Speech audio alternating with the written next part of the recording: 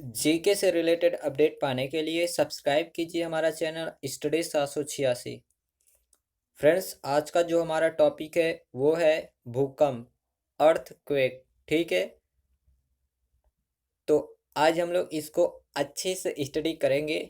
Friends, बहुत सारा confuse रहता है बच्चों को, क्या है पी तरंगे, एस तरंगे, एल तरंगे। ठीक है, तो अच्छे से आज हम लोग इसको कवर करेंगे। और लास्ट में मैंने वेरी इंपॉर्टेंट क्वेश्चन का पैटर्न रखा है जो कि प्रीवियस ईयर में पूछे गए हैं। ठीक है, तो चलिए फ्रेंड्स वीडियो को स्टार्ट करते हैं हम लोग। तो पहले देखते हैं हम लोग क्या होता है भूकंप। ठीक है फ्रेंड्स, आपको बता दें पृथ्वी के अकस्मात हिलने को ही भूकंप कहते हैं। ठीक है, जब भी पृथ्वी फ्रेंड्स एकाएक हिलने लगती है तो इसको क्या बोला जाता है, भूकंप बोला जाता है। तो याद रखिएगा, पृथ्वी के अकस्मात हिलने को ही भूकंप कहते हैं। यह पृथ्वी के अंतर्गत एनर्जी रिलीज के कारण होता है। किसके कारण? एनर्जी रिलीज के कारण होता है। अब देखिएगा फ्रेंड्स, जब पृथ्वी के अंदर, जैसा कि आप देख सकते हो, पृथ्वी के अंदर जब एनर्जी रिलीज होता है, जहाँ से भूकंप आपका एनर्जी रिलीज होता है पृथ्वी के अंदर, वह बिंदु जहाँ से एनर्जी रिलीज होता है उसको भूकंप केंद्र कहते हैं। क्या कहते हैं? भूकंप केंद्र कहते हैं। ठीक है फ्रेंड्स, उसको बोलते हैं हम लोग भूकंप केंद्र कहते हैं।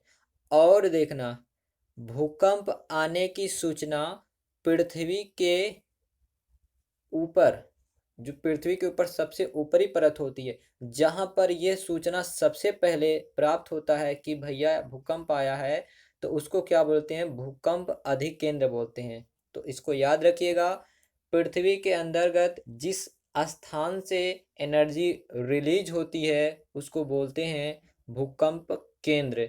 ठीक है, और पृथ्वी के सबसे ऊपर जहां पर सबसे पहले महसूस किया जाता है भूकंपी तरंगों को, पृथ्वी के सबसे ऊपर जहां पर सबसे पहले भूकंपी तरंगों को महसूस किया जाता है उसे क्या कहते हैं? भूकंप अधिकेंद्र कहते हैं। ठीक है, और देखना फ्रेंड्स, यहाँ पे बताया गया जैसा कि भूकंप आने से पहले वायुमंडल में रेडान गैस की मात्रा में वृद्धि हो जाती है। ठीक है, जिससे हम लोग अनुमान लगा सकते हैं। ठीक है, अब चलिए आगे चलते हैं हम लोग। अब यहाँ पे देखिएगा, जब भी भूकंप आता है तो तीन प्रकार की तरंगे निकलती हैं। तीन प्रकार की तरंगे निकलती हैं। पहला होता है प्राइमरी तरंगे, पी तरंगे, एस तरंगे और एल तरंगे। प्राइमरी तरंगे और सेकेंडरी तरंगे, और तीसरा क्या है? एल तरंगे। ठीक है, तो देखना फ्रेंड्स, प्राइमरी तरंगे की स्पीड सबसे ज़्यादा होती है, उसके बाद एल, उसके बाद ये एल है ना, यानी कि सबसे लो इसकी चाल होती है। अब हम देखते हैं एल तरंगे क्या होती हैं। इन्हें प्राइमरी वेव भी कहा जाता है, यानी कि प्राइमरी प्राथमिक तरंगे भी कहा जाता है। ये भूकंपीय तरंगे सबसे तीव्र गति से चलती हैं और एपिसेंटर पर सबसे पहले पहुंचती है। यानी कि जो यहाँ देखिएगा जैसा कि चित्र में बना है, तो ये क्या करते हैं भूकंपी तरंगे? भूकंप केंद्र से चलती हैं और देखिएगा भूकंप अधिक केंद्र पर सबसे पहले पहुंचती हैं। ठीक है, भूकंप कहाँ से चलती हैं? ये भूकंप केंद्र से चलती हैं और भूकंप अधिक केंद्र पर सबसे पहले पहुंचती हैं। इनकी गति 8 किलोमीटर प्रति सेकंड होती है। ये ठोस सॉलिड यानी ठोस, लिक्विड यानी कि द्रव, दोनों माध्यम में गति कर सकता है। ये यानी कि ये ठोस और द्रव दोनों में गति कर सकता है। ठीक है, अब आगे देखते हैं हम लोग एस तरंगे क्या होता है और एल तरंगे क्या होता है। देखना, इसे सेकेंडरी वेव कहते हैं, इसे सेकेंडरी वेव कहते हैं। ये तरंगे सिर्फ ठोस में ही गति कर सकती हैं, द्रव में नहीं। इनकी गति 4 से 6 किलोमीटर प्रति सेकंड होती है। ठीक है, यानी कि पी तरंगों से कम इनकी चाल होती है। तीसरा आता है जो हमारा वो है एल तरंगे। इन्हें लॉन्ग पीरियड वेव या सरफेस वेव कहा जाता है। ठीक है, तो याद रखना, पूछा जाता है कि भाई सरफेस वेव किसे कहा जाता है, तो याद रखिएगा कि लॉन्ग पीरियड वेव और सरफेस वेव एल तरंगों को कहा जाता है। ये सबसे आखिरी में पहुंचती हैं ऊपर। ठीक है, ये सबसे कम गति वाली भूकंपीय तरंगे हैं।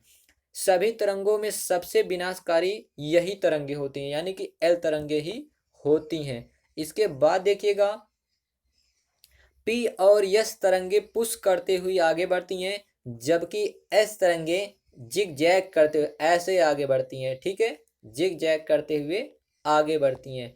तो अब आगे देखते हैं, ठीक है, कुछ इंपॉर्टेंट पॉइंट। भूकंपीय तरंगों की तीव्रता को जिस यंत्र से नापा जाता है उसे सिस्मोग्राफ कहते हैं। उसे क्या कहते हैं? सिस्मोग्राफ। तो सिस्मोग्राफ से क्या नापा जाता है? भूकंपीय तरंगों की तीव्रता। ठीक है, तो आपने अभी ऊपर पढ़ा कि सबसे पहले पी तरंगे ऊपर पहुंचती हैं, फिर उसके बाद एस तरंगे, फिर उसके बाद एल तरंगे। ठीक है, सबसे पहले पी, फिर एस, फिर एल। एल को ऐसे भी याद कर, तो एल फॉर लो, लो का मतलब सबसे लो में, पी का मतलब प्राइमरी, फिर एस का मतलब सेकेंडरी, और एल का मतलब सबसे बाद में ये पहुंचती हैं। इसके बाद देखिएगा, तरंगों की तीव्रता को कई स्केलों से भी नापा जाता है। अन्य स्केल भी जैसे फ्रेंड फेमस हैं, रिक्टर स्केल या फिर राशि फेरल स्केल, ठीक है। लेकिन यहाँ पे सिस्मोग्राफ बहुत ही इंपॉर्टेंट है, ये एग्जाम में कई बार पूछा जा चुका है, ठीक है। और भूकंपीय तरंगों की तीव्रता को रिक्टर स्केल और राशि फेरल स्केल से भी नापा जाता है। अब देखिएगा, पूरे विश्व में जो है भूकंपीय क्षेत्रों को 3 भागों में बांटा गया है। पूरे विश्व को 3 भूकंपीय क्षेत्रों में विभाजित किया गया। वो 3 क्षेत्र कौन कौन से हैं देखिएगा। पहला वाला जो ये क्षेत्र है, आप देख सकते हो, ये पहला वाला क्षेत्र फिगर में देखिएगा, जिसको बोलते हैं प्रशांत महासागरीय पेटी। प्रशांत महासागरीय पेटी। विश्व में सबसे ज्यादा भूकंप इन्हीं क्षेत्रों में आते हैं। लगभग लगभग 63%, यानी कि 63% भूकंप प्रशांत महासागरीय पेटी में आते हैं। अब देखिएगा, दूसरा वाला जो आपका है वो है आपका मध्य महाद्वीपीय पेटी। ये वाला क्षेत्र, जैसा कि आप देख, जिसको पीला किया गया है, ठीक है। यहाँ पे मध्य महाद्वीप पेटी में लगभग लगभग 21% भूकंप आते हैं। और जो आपका एक और है देखिएगा, तीसरा वाला, जो यहाँ पे काला काला किया गया है, ये वाला भाग, ये, ठीक है, जिसको बोलते हैं मध्य अटलांटिक पेटी, यहाँ पे लगभग लगभग 16% भूकंप आते हैं। तो आपने देखा कि पृथ्वी को 3 भूकंपीय क्षेत्रों में बांटा गया है। पहला है प्रशांत महासागरीय पेटी, और दूसरा वाला है आपका मध्य महाद्वीपीय पेटी, और तीसरा वाला क्या है? मध्य अटलांटिक पेटी है, ठीक है। सबसे ज़्यादा 63%, यहाँ पे पहले पे 63%, दूसरे पे कितने परसेंट भूकंप आते हैं? 21%, और तीसरे पर 16% भूकंप आते हैं, ठीक है। अब आगे बढ़ते हैं हम लोग, देखते हैं भूकंप आने के क्या कारण है, क्यों आता है, ठीक है। पहला जो कारण फ्रेंड्स हो सकता है, ये ज्वालामुखी विस्फोट के कारण भी भूकंप आते हैं, हिमखंडों के खिसकने से, ठीक है, या फिर पृथ्वी के प्लेटों के असंतुलन से। यानी कि पृथ्वी के प्लेटों के असंतुलन से, कहने का मतलब है जब पृथ्वी की प्लेटें खिसकती हैं और टकराती हैं आपस में, तो भी भूकंप आ सकता है। और एक बात याद रखिएगा कि पृथ्वी की प्लेटों का जो टकराव है, पृथ्वी की जो प्लेटों का टकराव है, उसको टेक्टोनिज्म कहा जाता है। टेक्टोनिज्म, ठीक है, पृथ्वी की प्लेटों के टकराव को टेक्टोनिज्म कहा जाता है। अब देखिएगा, एक छोटा सा एक चीज और है, सुनामी क्या होता है। ये जापान भाषा का शब्द है, जिसका अर्थ है तट पर आने वाली समुद्री लहरें। जिसका अर्थ है तट पर आने वाली समुद्री लहरें। समुद्र के अंदर जमीन खिसकने या ज्वालामुखी फटने से कारण महासागर में उत्पन्न होती हैं, क्या? सुनामी। समुद्र के अंदर भूकंप सुनामी का मुख्य कारण होता है, ठीक है।